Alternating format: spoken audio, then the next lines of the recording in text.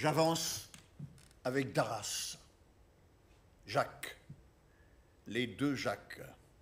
J'avance en frappant du pied. Nous sommes couverts de sonnailles, invisible sonnaille de ces rimes, invisible cadence, sonnaille que l'on appelle apertintaille, cloche et sabot des Gilles de Binge qui se réveillent au carnaval et tapent la terre gelée de février de la Belgique à Binge, près de Mons, tu connais? Sensible invisibilité ce soir, où nous refaisons la preuve par le public que peut exister ce qui est invisible.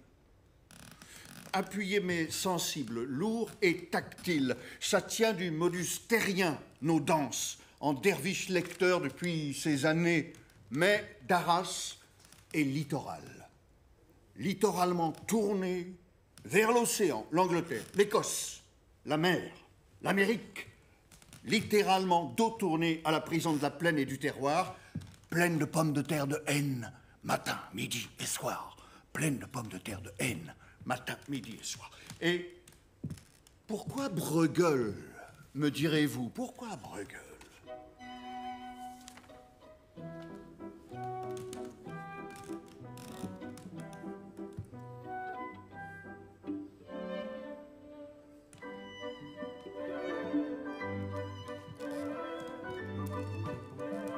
Darras est un homme de terre qui écrit sur les rivières. Par leur fluidité, leur indiscipline, il devient poème. C'est un homme des villes qui se voit en farmer, gentleman actif comme un laboureur, d'esprit monumental immodéré, il cadence et produit ces 3 ou 4 livres nouveaux qu'il faut mettre à l'étal ce soir. Et la préparation d'un autre. Exposer le Picard, le gourmand, l'arpenteur, le traducteur, le raisonneur, tout Picard que j'étais, dit-il dans un de ses derniers livres, tout dernier. Bruegel, les yeux ouverts, marche poétique dans la langue anglaise. La gaufre vagabonde. Eh, mais je connais bien, hein. Je suis comme lui, je suis de sa coin. Enfin, lui, il est Picard, mais je suis ch'ti. Mais on s'entend bien. C'est pas si souvent que ça, hein. Tu remarqueras que les ch'tis, ils la jouent fière comme ça. Ils ont tendance à ignorer. Alors lui, il faut voir, hein, il défend les Picards, quelque chose, tout Picard que j'étais. Livre écrit sur la qualité, les trésors de la littérature picarde. Bon, allons-y, on oublie tout ça. Pas de public ce soir, hors promotion nous sommes, pas d'étal à la sortie. On marche, vous dis-je, j'ai pris l'habitude de démarrer sur un rythme. J'ai ouvert la portière, je m'assieds, je décroche la ceinture, me la passe en travers, bandoulière d'insécurité. J'allume, contact, démarreur. Tous les bons moteurs, tous, avant de démarrer. Tous, au moins une fois, l'essence venant ensuite s'offrir à l'allumette qui sagement l'enflamme. Première et clignotant, coup d'œil rétrovisé sur la gauche en arrière. Seconde, l'oreille écoute quand il faudra passer. La troisième, cela fait 4 bonnes secondes que nous roulons dans un poème. Sentez-vous la moindre différence, le plus petit heurt ou chaos qu'on éprouve avec une auto courante ou ordinaire, je veux dire une phrase quelconque qu'on prononce au réveil comme « As-tu bien dormi ?» sans attendre la réponse qui vient ou ne vient pas, ou qui craque quelquefois comme une boîte de vitesse malmenée par une main inexperte.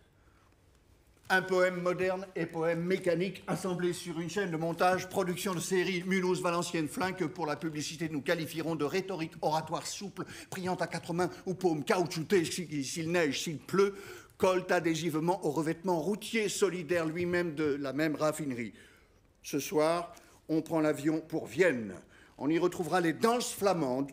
Celle de Bruegel, l'ancien, pas l'autre, hein. Le peintre des villages est aussi un homme de la ville. Et oui, marre des classifications.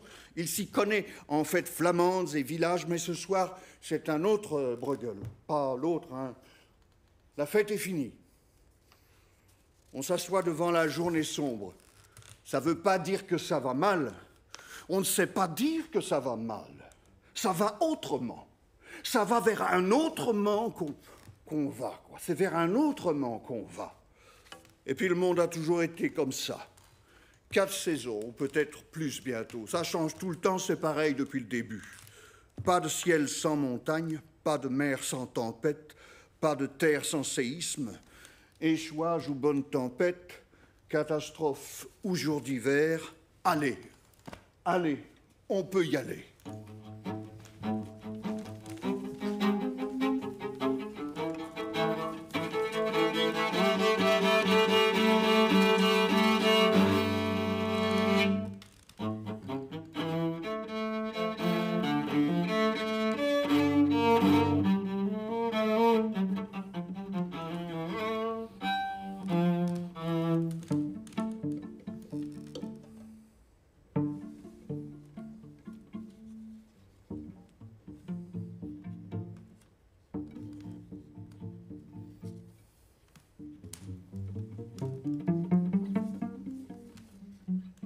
Vienne, je rappelle latitude Munich, lui-même latitude Paris, ville du Nord donc, du sud du Nord.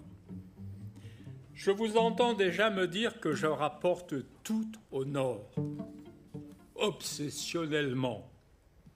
Tu as avalé une boussole étant petit? Oui, je me sens magnétique. C'était la guerre, nous n'avions rien à manger. Ce qu'il y a de bien avec l'avion, c'est qu'il peut rester suspendu. Plusieurs heures en l'air. C'est le principe. Usage commode dans les récits, les narrations. On le quitte, il reste en l'air. On a fini ce qu'on devait faire à terre, on le reprend. L'avion est la commodité des récits modernes. Retour dans la carlingue. Classe touriste, direction Vienne. Plafond bas, nuages épais, l'orage gronde. Nous venons de décoller, secoués, nous sommes secoués. Ouh, turbulence. Ouh. Et si la foudre frappait? No problem, Mr. Faraday. Carré vert, rectangle rouge, marron, losange jaune, bistre. À cette hauteur, la Terre est géométrie. Figure de géométrie. Plus de rôle pour l'imagination. Plate la Terre, plate l'imagination. Comme si, pour imaginer, il fallait l'accident, le relief, l'accident du relief. Terrestre, l'imagination, totalement. La main, l'imagination, un peu de terre dans la main. Mon pot, ma potière, ma compotière. Changement de régime des moteurs tout à coup, nous sommes en train de passer au présent continu. We are flying over Switzerland. Quelle chance en anglais, le présent continu. Quel pragmatisme du temps. Curieux comme la langue française en est restée au train. Train-train, la langue française. Toi, lecteur, par exemple, le présent continu t'a-t-il jamais lâché? Alors même que tu croyais aller en direction d'un futur, d'un passé impossible, impensable, futur et passé sont, furent, seront toujours la dimension d'un présent, modifiable, modulable, par les prépositions avant, après, réglables comme ton fauteuil à l'instant. 2h30 jusqu'à Vienne. Que Vienne, Vienne. Le sommet transcendantal de l'Europe. La pâte symphonique. La plus levurée, la plus levantée, la plus loucoumante. L'Orient à l'Occident. Maintenant, vas-tu nous dire ce que tu vas faire à Vienne? Serais-tu diplomate équivoque? Espion russe? Chef d'orchestre invité au Staatsoper? Beethovenien fanatique? Anarchiste arriéré? Ne mets pas nos patiences à bout. S'il te plaît, éclaire-nous. Nous avons besoin de sens.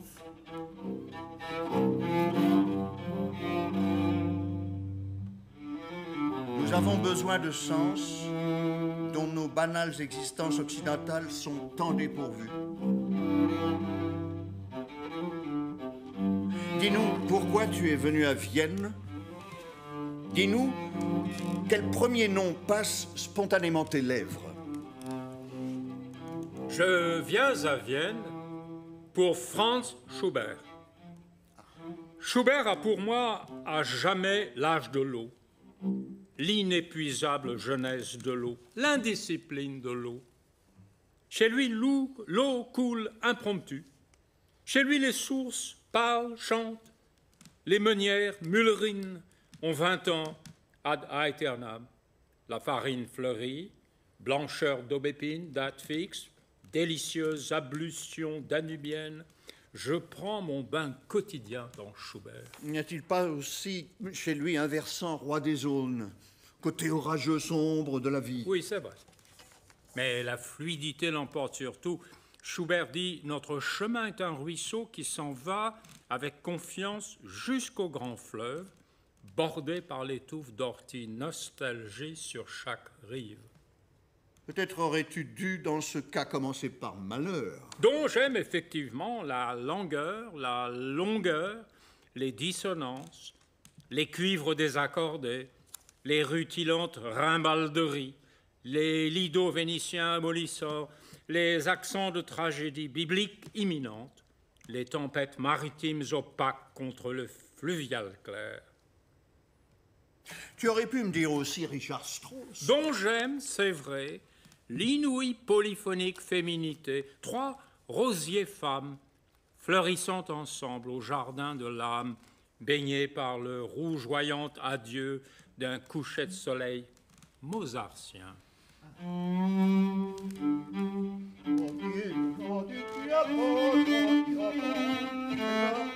Alors dans ce cas-là, pourquoi ne pas avoir dit en premier Wolfgang Amadeus? Parce que, suspendu qu'il est entre les astres, les lustres courants de cime en cime, au-dessus de toutes les Alpes, dans l'illusion absurde de la facilité, lui, Mozart, ne touche plus suffisamment terre.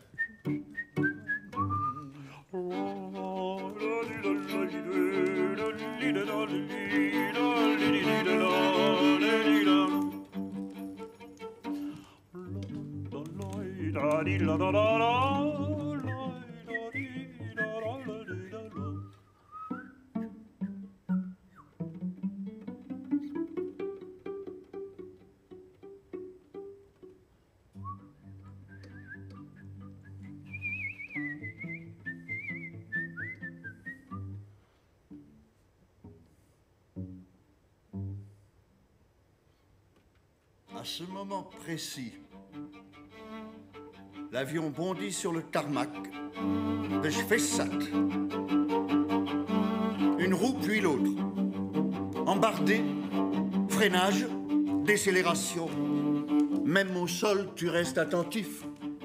Comme si tu pilotais l'avion jusqu'à son terminus final. Comme on conduit une phrase à son terme. Affaire de maîtrise. Passager, tu es mon lecteur. Lecteur, tu es mon passager. Ouverture des coffres à bagages. Découplage, désassemblage de l'éphémère collectivité. Airbus 321 claquent ensemble 200 serrures, s'attrapent à 2 bras, valise, sac, malle, objet d'identité étiqueté. S'organise la dispersion. Chacun son espace dans l'espace, désarticulation de tout ce que nous appelons la réalité.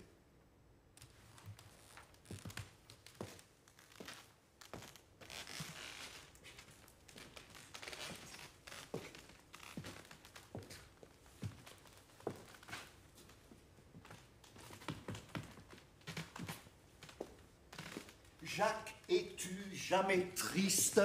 Je te pose la question moi-même, jamais personne ne te la demandant. La pluie roule-t-elle sur tes joues, mimant les larmes que tu aurais au fond des yeux et qui, ne coulant pas, délègueraient leur eau démocratique à l'eau du ciel laïcisée? Jacques, n'esquive pas la question. Il pleut souvent au nord, reconnais-le, oui, c'est vrai. J'ai passé mon enfance à écraser l'après-midi de mon nez sur les vitres, à regarder le compotier céleste s'écouler. Cependant, j'ai appris à aimer la tristesse, la pomme fluide des automnes pluvieux, les jeux de mots sur la vieillesse du temps, cueillis dans la main tenue ouverte sous les nuages. J'aime surtout le mot buée, qui est comme une nuée enrubée, me bouche dedans, carré d'étoffe grand comme un champ de colza jaune en mai. à la lisière d'une forêt, mes pluies sont jaunes, mes pleurs sont vrais par la couleur qu'ils ont ensoleillée. Il m'arrive même de pleuvoir en été d'une petite pluie fine qu'on nomme drache.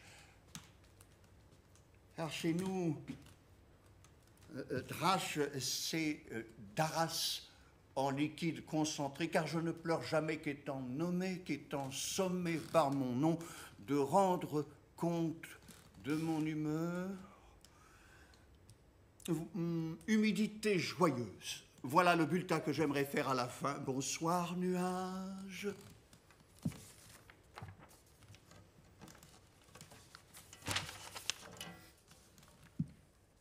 Bienvenue dans la cité de la valse.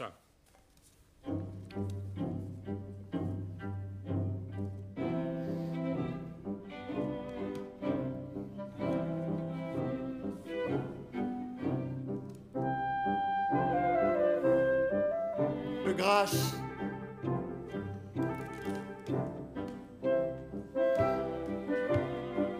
qu'on nous laisse aimer quelque temps l'absence d'ordre. Nous ne sommes pas tout le temps les chorégraphes de nous-mêmes, d'autant que la tournoyante, tourbillonnante valse n'est pas le rythme le plus approprié pour accorder une éphémère collectivité moderne, trop fusionnante, trop frissonnante, trop baroquement sinueuse, trop Rosenkavalier, trop fondée sur le principe d'excentricité, de sphéricité. Elle valse.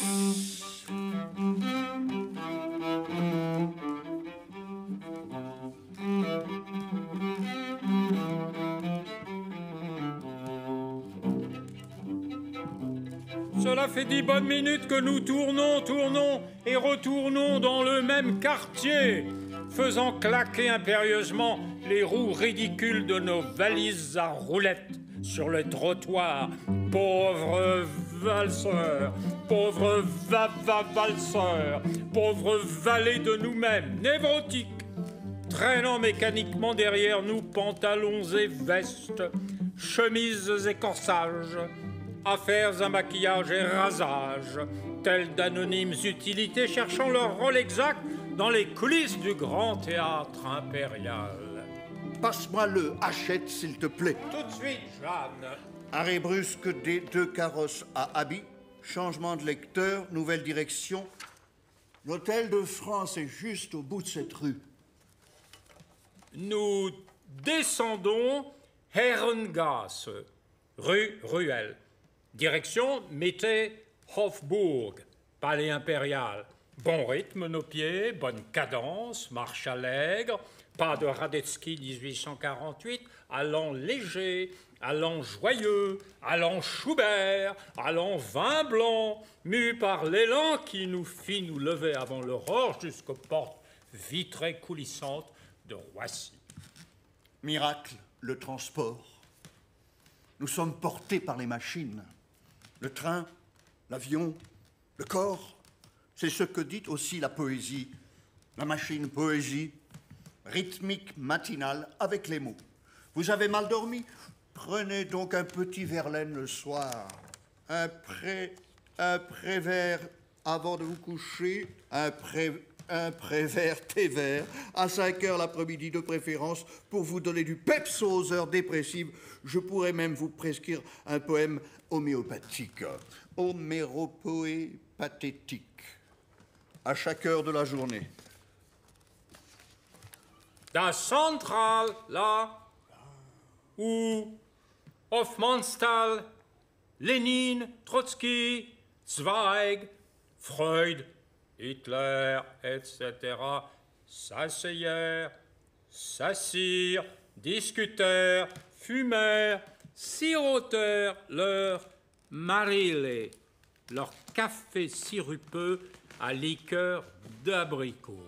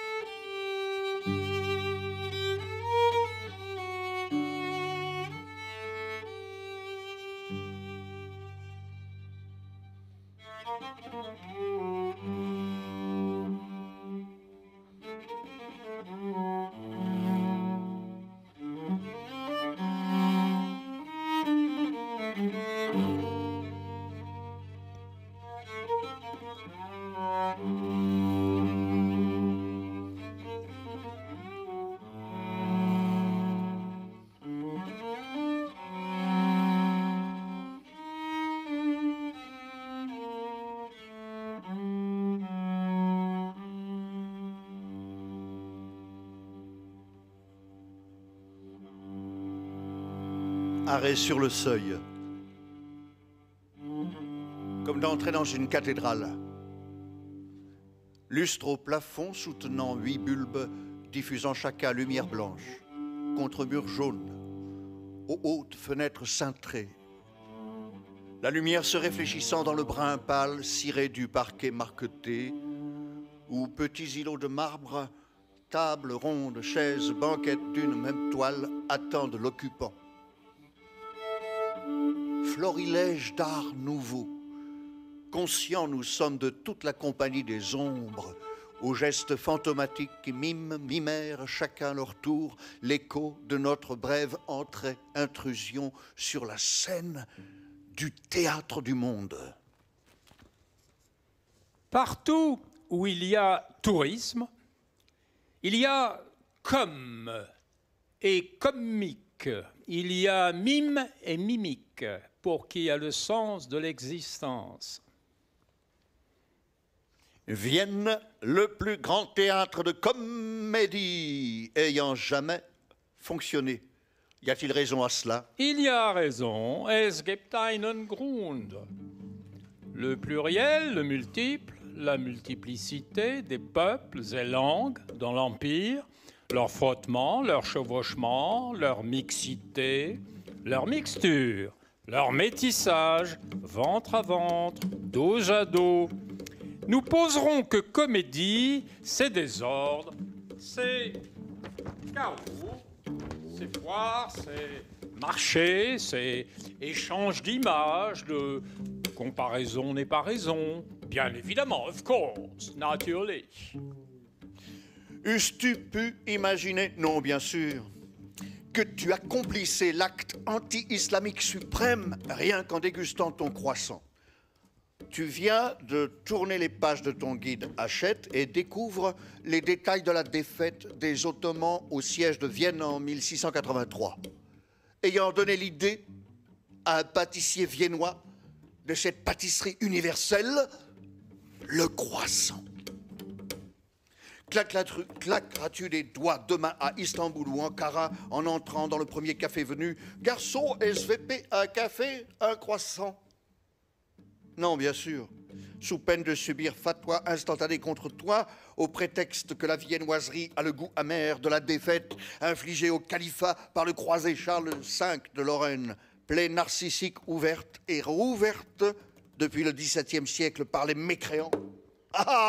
Les grands méchants, les grands machants qui font hostile avec leur bouche, leur basse bouche. Encore que, j'imagine tel imam, élaboré parade radicale par renversement théologique total du sens, selon quoi consommer la pâte croissante en question revient de facto à s'incorporer l'islam, devenu fondant et digeste par saupoudrage de sucre glace, de sorte que vous vous soumettez à votre insu à la soumission même. Réfléchis à 2 fois, chrétien, avant de commander ton café croissant. Demande-toi si ce n'est pas lui qui te commande, dans ta commande, mon commandeur. Avez-vous noté comme les religions prient mais ne rient pas? Tronc et genoux et chevilles ployant, se courbant, s'abaissant, s'aplatissant au plus près du sol, puis se redressant plus ou moins souplement devant la divinité, la divinité, sans jamais rire ni sourire. Pourquoi? Mais pourquoi donc? Et rire, je tombe. Ah, vous êtes-vous fait mal? Absolument pas. Dans ce cas, laissez-moi rire. Rire a quelque chose à voir avec la gravité de la sphère Terre. Rirons-nous encore sans la pesanteur, dans la pesanteur? Sacré, c'est rire exclu, surdité revendiquée.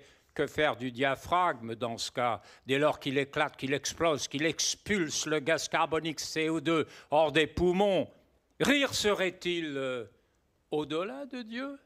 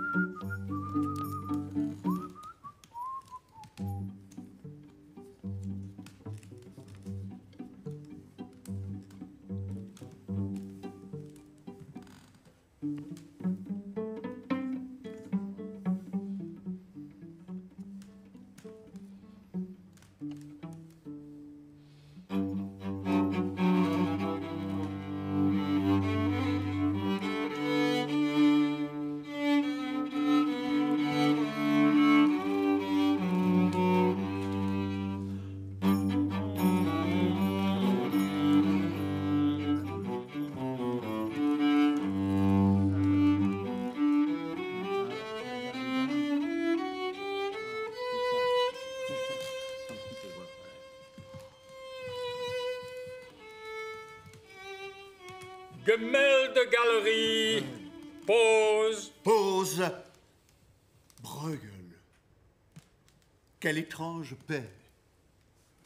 Les saisons. Bruegel nous fait rentrer dans un nouveau Moyen-Âge. Avec lui, l'homme n'est plus religieux, change de religion, prend une perspective sur la nature.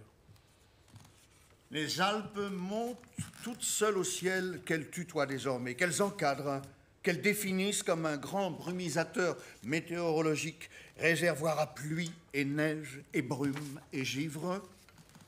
Païen paysan, soigne ton troupeau, tes 4 ou 6 vaches à pis de traite galactique alternative. Vois ces chasseurs néolithiques progressant, pelisse de renard au dos, galoches faisant crisser craquer la neige.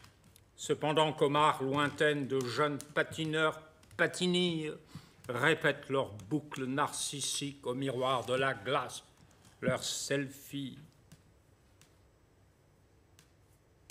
Est-ce vraiment le nouveau monde, la terre, la sphère, avec ses trappes et ses trappeurs, ses fourrures et ses manteaux? Sommes-nous vraiment délivrés de l'animalité, l'animal notre ennemi, notre frère, la traque, la nourriture? Non.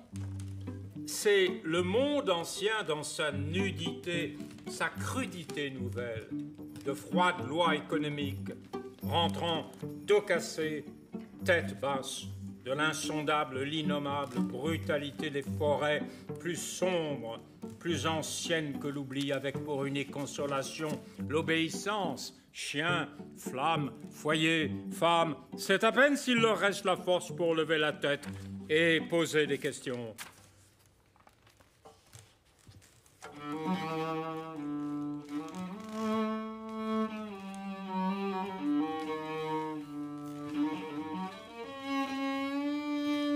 Olivier, je t'avais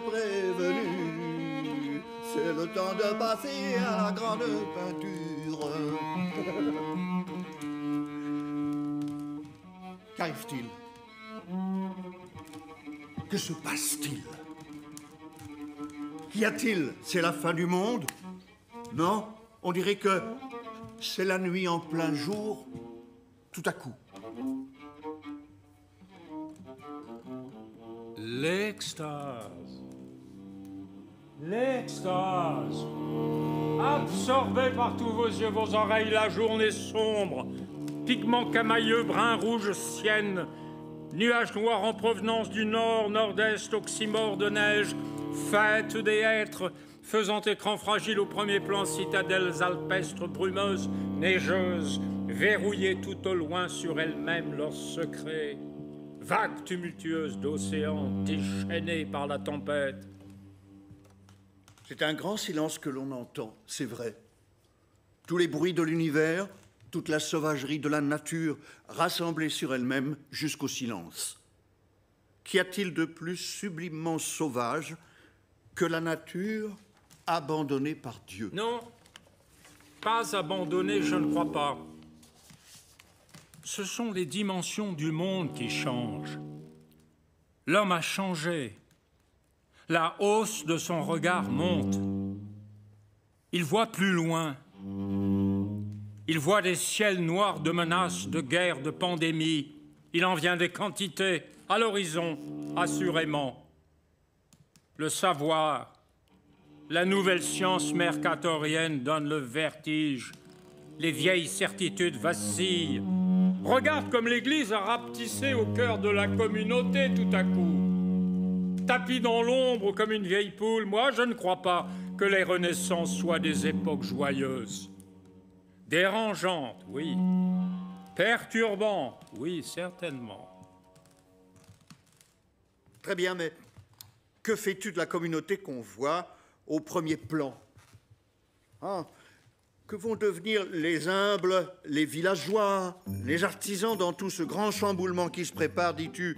Regarde, ils ne voient rien arriver. Ils ne voient pas plus loin que le bonnet qui leur tombe sur les yeux. Ils continuent de tailler les arbres, d'enchaumer leurs toits, comme si de rien n'était. Ils répètent. Ils répètent. Ils répètent les seuls gestes qu'ils savent faire, les plus archaïquement anciens dont ils ont hérité. Et c'est ce qui les sauve. C'est ce qui nous sauve. Crois-moi, ils font les gestes qui nous maintiennent à la terre, qui nous tiennent au sol. Ce sont les soldats de la continuité du temps, je le dis sans aucun mépris, ne t'y trompe pas. C'est cela le génie de Bruegel, d'avoir simultanément la vision de l'exploration nouvelle dans l'espace et de l'immémoriale ancienneté du temps. Ils sont les temps nouveaux d'autrefois, devenus l'ancienneté d'aujourd'hui. Le peintre sait cela très bien, par son art même. Lui aussi a besoin de la terre pour ses pigments. Il se baisse par terre et ramasse la couleur, graines de terre qu'il broie, qu'il raffine. Lui aussi, le peintre, répète, répète, à sa façon, en essayant tout juste d'inventer un peu de neuf à chaque fois. Et tu as noté le trio qu'on voit dans le coin droit, tout en bas du tableau? Ils sont totalement incongrus, pas du tout à leur place, je ne sais plus quoi en penser. Qu'est-ce qu'ils font avec des gaufres dans la main? Ils sont une énigme pour moi. Pour moi aussi. Mais peut-être que Bruegel veut simplement nous dire « c'est la Chandeleur ». C'est le jour de la Chandeleur que je peins, au cœur de l'hiver. Le 2 février, si mes souvenirs sont bons. C'est le moment où il fait noir comme dans un four, c'est sans doute pour ça qu'il y a des gaufres. Ce sont des crêpes d'habitude, non? Oui, mais on est en Flandre. Ici, les crêpes sont carrées. Les crêpes sont mathématiques. Ce sont de bonnes crêpes bureaucratiques bruxelloises, format A4. Le gamin vient de se faire piquer sa crêpe par le bonhomme. C'est pourtant lui le roi. Il porte la couronne. Oui, mais elle lui tombe sur les yeux. D'autre part, la mère, si c'est sa mère, proteste mollement. Assurément, la journée est doublement sombre. L'innocence se fait toujours dépouiller par la rapacité. Il n'y a plus de lumière nulle part. D'ailleurs, le môme porte une lampe éteinte à la main. Comme présentation de Jésus, la lumière du monde au temple, on peut faire mieux.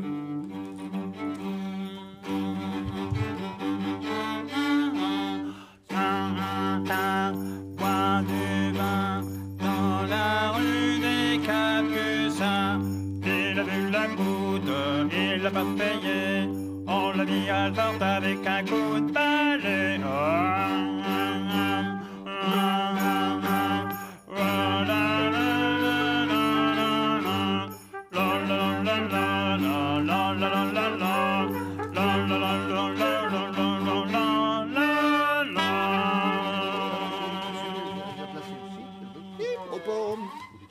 Tu te sens plus éclairé d'être venu à Vienne?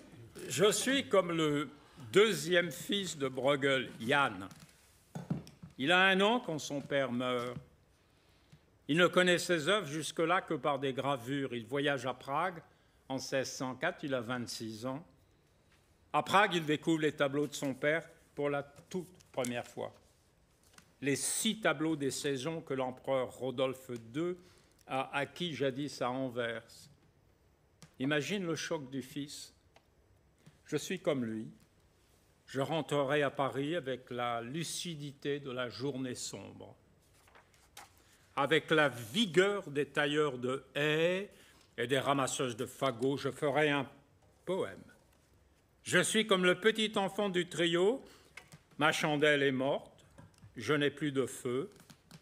Ouvre-moi ta porte pour l'amour de Dieu.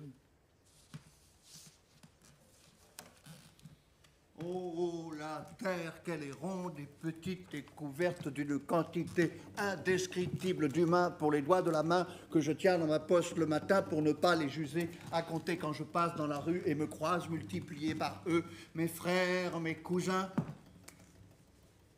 Oh, je repars sur le répertoire Jacques Darras. Je tourne forcément autour des Gilles.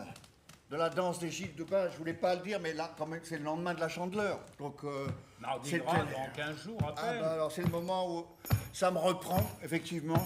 Les Gilles de Bâche tapent régulièrement le sol dans une danse finalement très rudimentaire pour réveiller la germination. Fin février. Ils dansent les genoux fléchis.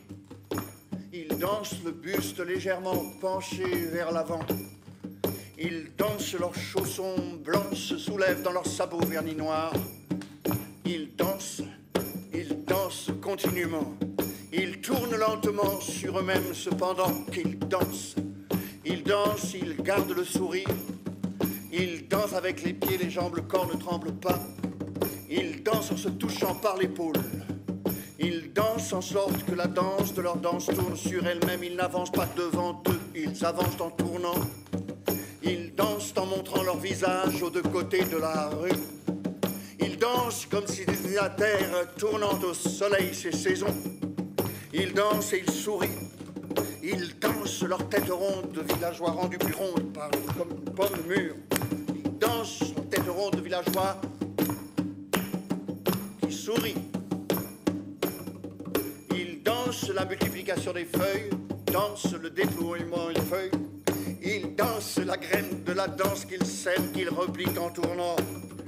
Ils dansent, ils tournent, ils entraînent le mouvement de tourner avec eux. Ils dansent l'imitation même de la danse qu'ils dansent. Ils dansent l'imitation, ils redoublent la mesure de leur danse. Ils dansent, ils répètent qu'ils dansent, qu'ils ne disent rien d'autre en dansant. Ils dansent, ils montrent par l'exemple qu'ils tournent comme la terre, le soleil. Ils dansent, ils tournent à l'exemple de tout ce qui tourne autour d'eux. Ils dansent en rond sur eux-mêmes, follement, sagement, leur folie est la danse.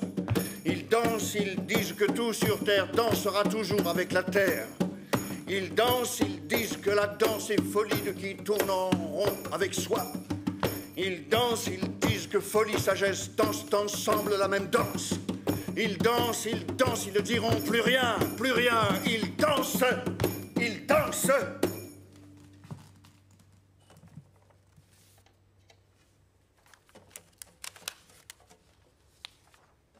Toi qui voyages dans la journée sombre, la plus sombre de l'année, oseras-tu tenter un poème ex voto qui n'ait prétention à ce stade de fixer autre chose qu'une fugace impression rétinienne?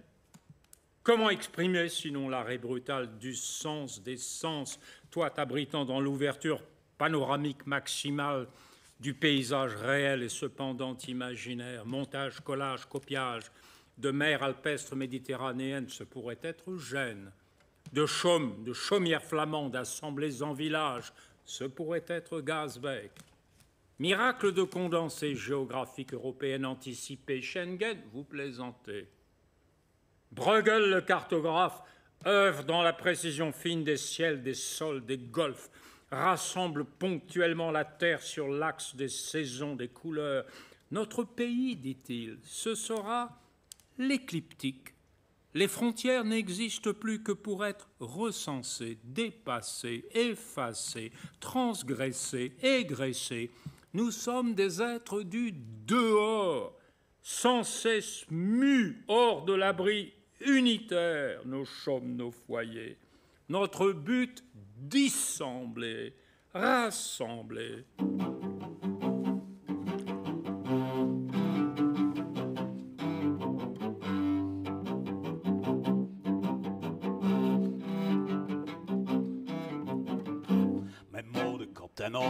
En oring zonder kop. Ze leert al voor de venster, test niemand in een kop. Passeerde 2 gendarmen, ze tienen mijn moeder mee. Moeder begint te schuiven, de huilen huiven mee.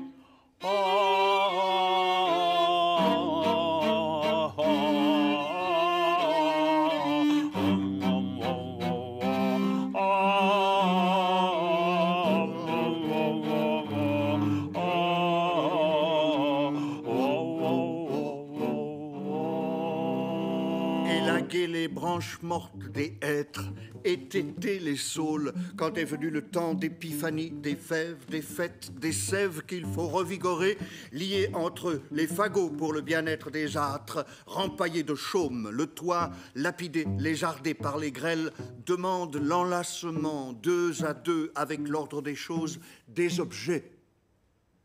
Nature est éthique d'éducation constante. Spinoza, plus loin, plus haut, polit les vers à scruter les étoiles dont Van Gogh ensemencera sa nuit. Chacun de nous, ici-bas, concentré, bonnet bas, sur sa tâche, campe, compte sur son échelle. Les uns couvrent, les autres taillent, d'autres se courbent jusqu'au sol, calculent la science du feu à la myopie du bois. Y a-t-il place pour quelque oisiveté dans ce partage des rôles? Dans le bas du tableau, 3 drôles mimes, esquisses, pas de danse inadaptée au concert d'éléments, font grincement d'huile dans l'outillage sec des couteaux, des lames. Autrement dit, oisifs professionnels qui ne servent à rien. Que signifie qu'à la main, l'un des deux se profile? Dans la main d'un des deux se profile une gaufre. Cherchez, dit le peintre, cherchez et querellez sur le sens des symboles. Au commencement, le monde ne possède que le sens de son utilité. Vous me demandiez pourquoi j'étais venu à Vienne. Je vous réponds, je me sens un peu comme Jan Bruegel devant les 6 stupéfiantes toiles de son père. Quel choc! Quel saisissement, quelle émotion devant ces paysages réels recomposés, plaines nordiques, Alpes italiennes. Enfant, j'ai découvert l'hiver à même la plaine du Nord. J'ai marché dans la neige, cueilli les boules rouges du houx.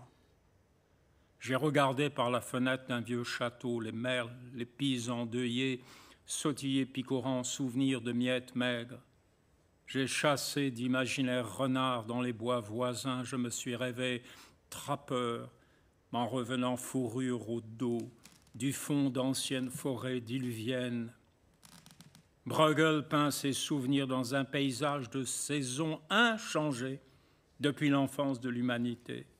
Tisonne le feu, cuisine les viandes, aiguillonne les flancs des vaches, troupeaux de retour à l'étable, raccourcit au plus près les distances, vallées, pics, bases, sommets, débroussaille sphère la terre d'un encombrement de signes et symboles nocifs, croix, potence, clous, etc., superflus, tandis que quelque part dans un âtre s'attisent des flammes où quelqu'un renverse le fer d'un gaufrier, que fait-il d'autre qu'imprimer dans la pâte mémoire de 24 alvéoles d'un gâteau de miel solaire rayonnant?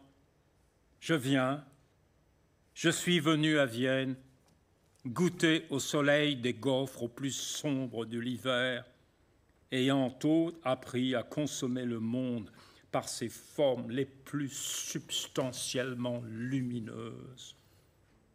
Dans tous les domaines de l'univers connu, à connaître, nous ne cherchons jamais qu'une recette, qui sommes d'abord et finalement des fabricants, fabricateurs, des mélangeurs, des doseurs, des peseurs, des broyeurs, des dilueurs, des délayeurs de colle, de farine, de pigments, puisqu'il y a un secret de fabrication pour tout, à commencer par le monde, puisqu'au fond de la plus extrême complexité, toujours, il y a simplicité la plus simple.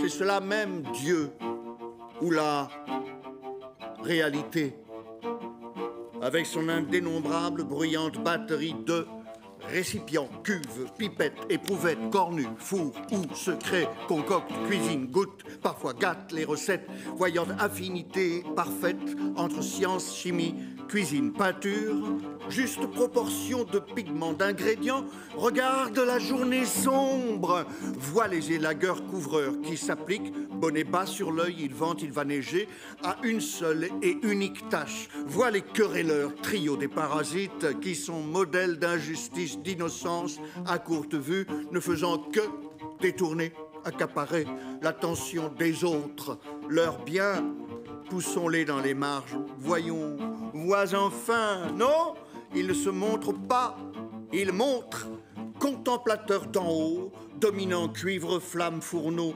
l'embrasseur, délivreur d'horizon, le pâtre,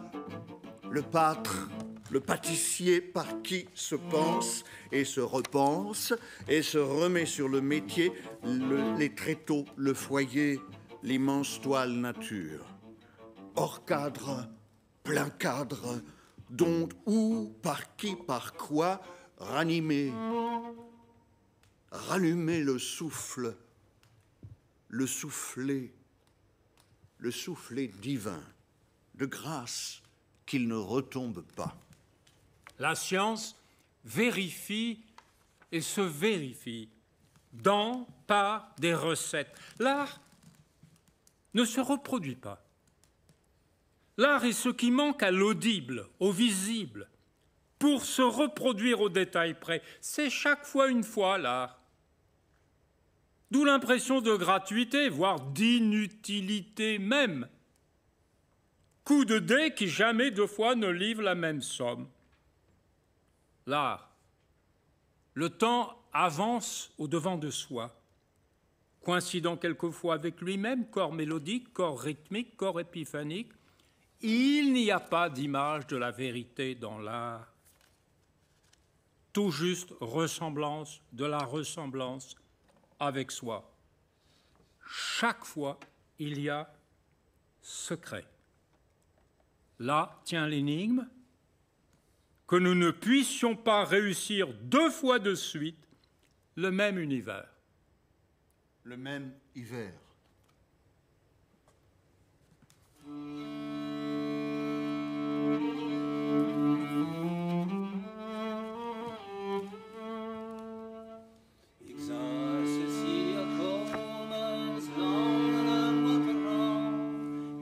Cecilia komen met bloemen in haar hand.